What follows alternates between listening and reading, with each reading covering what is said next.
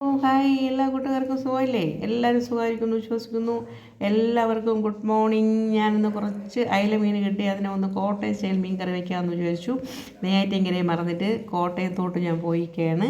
അങ്ങനെ കോട്ടയം സ്റ്റൈൽ മീൻ കറിക്ക് വേണ്ടി ഉള്ളിയും മസാല എല്ലാം ഞാനിങ്ങനെ മൂപ്പിച്ചു കൊണ്ടിരിക്കുന്നു. അതിലാവശ്യത്തിന് ഉപ്പൊക്കെ ഇട്ട് നല്ലവണ്ണം ഒന്ന് വാട്ടിയെടുത്ത് അതിൽ ആവശ്യമുള്ള മുളക് പൊടിയും ഉലുവയും മഞ്ഞൾപ്പൊടിയൊക്കെ ഇട്ട് പുളിയെല്ലാം ഇട്ട് റെഡിയാക്കി തിളപ്പിച്ചു. ഇനി അതിലൂടെ നമ്മളെ മീൻകുട്ടന്മാരെ പിടിച്ച് ഇറക്കി കൊടുക്കുക. 4 വരെയേ ഉള്ളൂ, 4 എണ്ണം മതി. ഞങ്ങൾ 2 ആളെ ഇപ്പം ഇന്നുള്ളൂ. നാളെ ആയപ്പം ആളിൻ്റെ എണ്ണം കൂടും. അങ്ങനെ കോട്ടയം സ്റ്റൈൽ മീൻ കറി റെഡിയായി. അത് കഴിഞ്ഞിട്ട് ഞാൻ ഇന്ന് ദോശയല്ല, അപ്പവും ചമ്മന്തിയാണ് ഉണ്ടാക്കുന്നത്.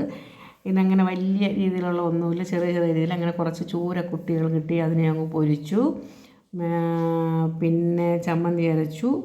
ആ സമയമായപ്പോഴത്തേക്ക് കുഞ്ഞുമോൻ എൻ്റെ അടുത്ത് പോന്നു, അവനെ കുറച്ച് സമയം കൊണ്ടുനടന്നു. അത് കഴിഞ്ഞ് ഒരു കാബേജ് തോരൻ വയ്ക്കാൻ പോന്നു. കാബേജ് തോരനുമല്ല മെഴുക്ക് പുരട്ടും അല്ലാത്ത രീതിയിലാണ് ഞാൻ വയ്ക്കുന്നത് കേട്ടോ. തോരനെന്നും പറയാം, മെഴുക്ക് പുരട്ടൊന്നും പറയാം, എന്നാലും അത് വെച്ചു.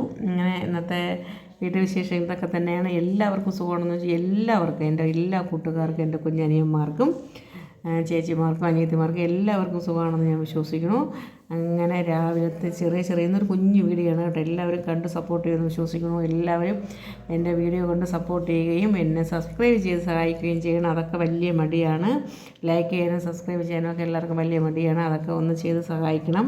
അങ്ങനെ ഞാൻ തോരനൊക്കെ റെഡിയായി, അതായത് മെഴുക്കുവരട്ട് റെഡിയാക്കി. രാവിലത്തെ അപ്പവും ചമ്മന്തിയാണ്. ഇനി ഉച്ച ഊണിന് ഇന്ന് ചോറും തോരൻ, ഈ കറി പൊരിച്ചത്, ഇങ്ങനെ മോര് കറി, ഇതൊക്കെയാണ്. എല്ലാവർക്കും ഗുഡ് മോർണിംഗ്.